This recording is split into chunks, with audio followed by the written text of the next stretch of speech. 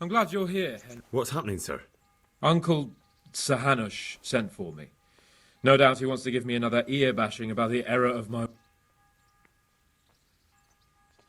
What has it got to do with me? Plenty. You're in it with me ever since that... All right, we should get going then, shouldn't we, Sir Hans? I suppose so. Right away. I put some of my old clothes in a trunk for you. I don't want you making me look bad in front of her. But I see it wasn't necessary. You look as smart as ever. Thanks. I'll try my best. So I see.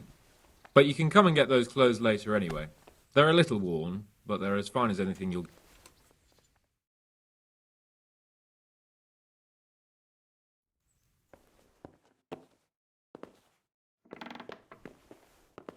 Well, my ward and his, what shall we say, chaperone. Uncle. My lord? I hope we haven't dragged you away from anything too important. Not at all, Uncle. We like were just... boozing and whoring, for instance.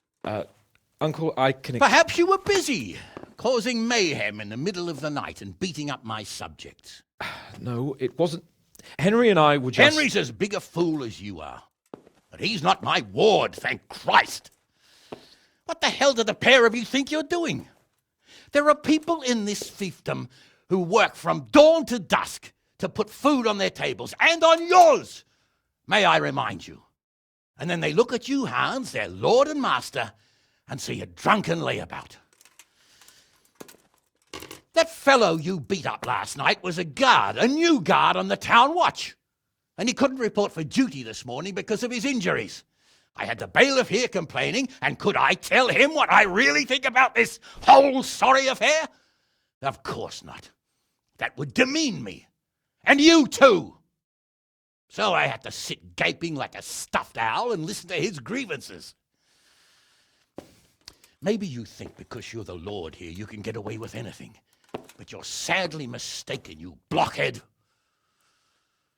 A lord remains a lord only as long as he commands the loyalty of his subjects.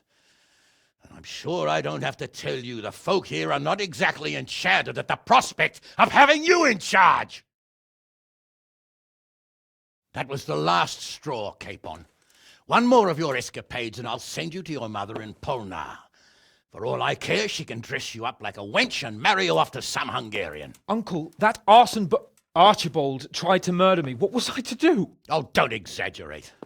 Well, I'm hardly surprised after you molested his girl and humiliated him. I was only... Oh, don't whine, for heaven's sorry. sake. It's about time you started taking some responsibility.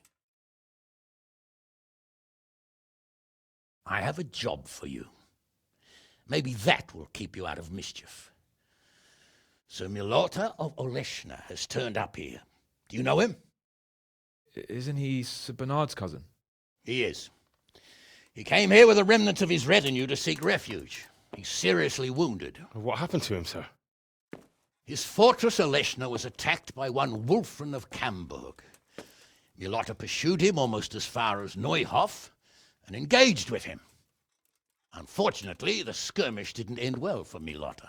Wulflin of Camburg. That name is familiar. Yeah, he's kin to the Oleshna lords, too. A cousin of Bernard's and Milota's. Their family affairs are a little complicated. None of my business, of course. I just wish they'd found somewhere else to thrash out their differences. What do you want us to do, sir? Go and see Bernard in the courtyard. He got a report that Wulflin pillaged some other farms around Neuhof, and he's putting a squad together to ride against him. Mind your step, though.